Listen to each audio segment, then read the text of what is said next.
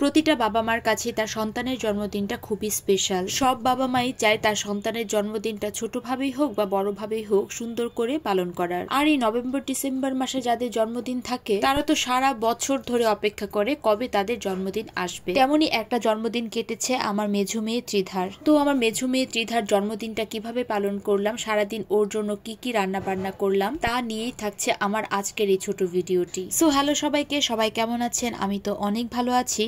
আমার আজকের এই ভিডিওটি ছিল নভেম্বরের 12 তারিখ ত্রিধার জন্মদিনের ভিডিও। সকাল সকাল ঘুম থেকে উঠে ত্রিধা আর সৃজাকে স্কুলে নিয়ে যাচ্ছি। আজ ত্রিধা অনেক খুশি, কারণ তার আজ জন্মদিন আর সে আজ তার বন্ধুদের জন্য চকলেট নিয়ে যাচ্ছে। এই তো কথা বলতে বলতে ত্রিধাকে স্কুলে দিয়ে এসেছি। এবার সৃজাকে নিয়ে তার স্কুলে পৌঁছিয়ে দিব। শীতের সকাল সকালের এই মিষ্টি রোদটা বেশ ভালো লাগে, তবে রোদটা বেশ চোখে লাগছিল।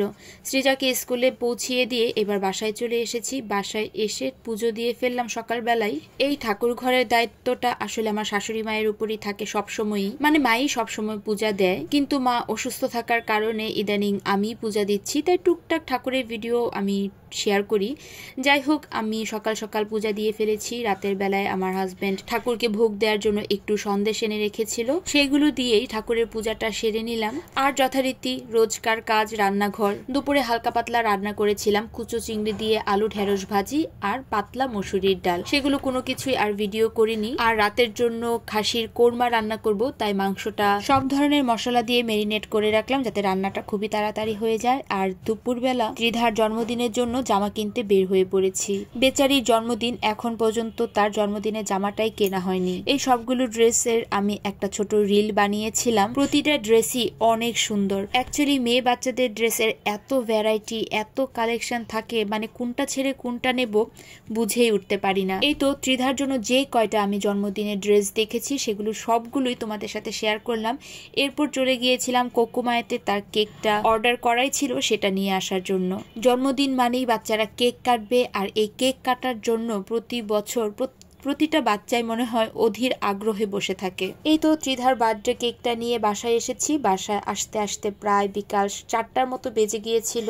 এসে আগে বাচ্চাদেরকে খাবার খাইয়ে মাংসটা বসিয়ে দিয়েছিলাম। মানে সেদিন ত্রিধা যা যা পছন্দ করে সেই টাইপেরই খাবার রান্না করেছি। রান্না বলতে শুধু মাংস আর পোলাও করেছিলাম, তেমন কোনো কিছুই আর করিনি। এদিকে খাসির কোরমাটা বসিয়ে দিয়েছি, আর এদিকে একটু সালাদ কেটে রায়তা বানিয়ে নিলাম। খাসির কোরমার রেসিপিটা আমি পরে শেয়ার করব, তা না হলে এই ভিডিওটা অনেক বড় হয়ে যাবে। এই তো কথা বলতে বলতে আমার খাসির কোরমাটা রান্না হয়ে গিয়েছে। এরকম কথা বলতে বলতে যদি আসলে রান্না শেষ হয়ে যেত তাহলে তো খুবই ভালো হতো। এত অল্প সময়ে তো আসলে কোনো রান্নাই কমপ্লিট হয় না। এখন শুধু পোলাও রান্না করব। আর এদিকে ত্রিধা বাটি নিয়ে এসেছে তাকে মাংস দেওয়ার জন্য, তাই তাকে 1 পিস মাংস দিয়ে দিলাম তার পছন্দ অনুযায়ী। আর এখন পোলাওটাও বসিয়ে দিব। আসলে মেয়ে মানুষের যে কত কাজ, কাজের তো কোনো শেষ নেই। সারাদিন কাজ করতে করতে একেবারে নাজেহাল অবস্থা হয়ে গিয়েছে আমার। এই যে এদিকে পোলাওটাও বসিয়ে দিয়েছি। পোলাওটা ভালো করে ভেজে তারপরে গরম জল দিয়ে দিলাম। যা যা লাগে পোলাওয়ের রেসিপি আর কি বলবো, তোমরা চাইলে বা আমি পরে এই রেসিপিটাও শেয়ার করে দিব। এই যে দেখুন এদিকে কি ঘটেছে। রান্না শেষ করে আমি ঘরে এসে দেখি সৃজা আর ত্রিধা মিলে এখানে অনেকগুলো বেলুন ফুলিয়েছে ঘরে টানানোর জন্য। কিন্তু ওই যে বললাম একা হাতে এত কাজ, আর আমি টানিয়ে দেইনি, এগুলো নিচেই ছিল। তারা 3 বোন এই বেলুন দিয়েই সারাদিন ধরেই খেলাধুলা করছে এখন পর্যন্ত। আর এই যে আমাদের বার্থডে গার্ল জামা পরে এসে পড়েছে, বিভিন্ন ধরনের একটু পোজ দিচ্ছে, আর আমি এদিকে ভিডিও করে দিচ্ছিলাম। আর এইগুলোই তার স্মৃতি হিসেবে থাকবে। ত্রিধা এসেছে, শ্রেষ্ঠা আসবে না তা তো হতেই পারে না, তাই এদিকে ছবি তোলার জন্য আর ভিডিও করার জন্য শ্রেষ্ঠা বুড়িও চলে এসেছে। আর ত্রিধার দেখা দেখি এদিকে শ্রেষ্ঠা বুড়িও তার জামাটা ফোলানোর অনেক চেষ্টা করছিল। সারা বছর ধরে বাচ্চারা এই জন্মদিনের জন্যই অপেক্ষা করে, আমার ত্রিধা তো অধীর আগ্রহে অপেক্ষা করে। চলুন এবার কেকটা কাটি সবাই মিলে। কেকটা এত সুন্দর হয়েছিল, তবে কেকের ডিজাইনটা যেমন তার উপরে নামটা লেখার কোনো ওয়ে ছিল না, তাই একটা চকলেটের বারের উপরে হ্যাপি বার্থডে টু দেবাদ্রিতা এই লেখাটা লিখে দিয়েছে। তো লেখাটা এইভাবে একটু বসিয়ে দিলাম। চলুন দেবাদ্রিতার জন্মদিনের কিছু সুন্দর সুন্দর মুহূর্ত আপনাদের সাথে শেয়ার করি।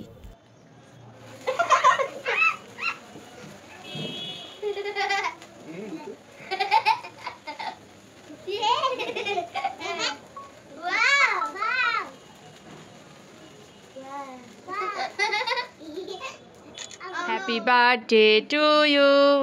Happy birthday to you. Happy birthday, dear Tridha. Happy birthday to you.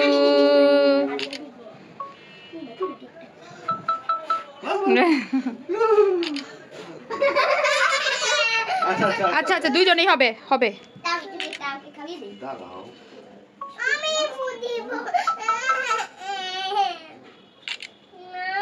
দাও দাও কে কে খাতে নিয়ে ফুদিব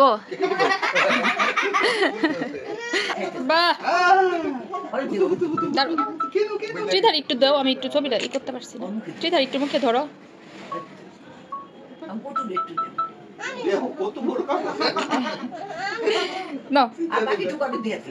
চেষ্টারে অল্প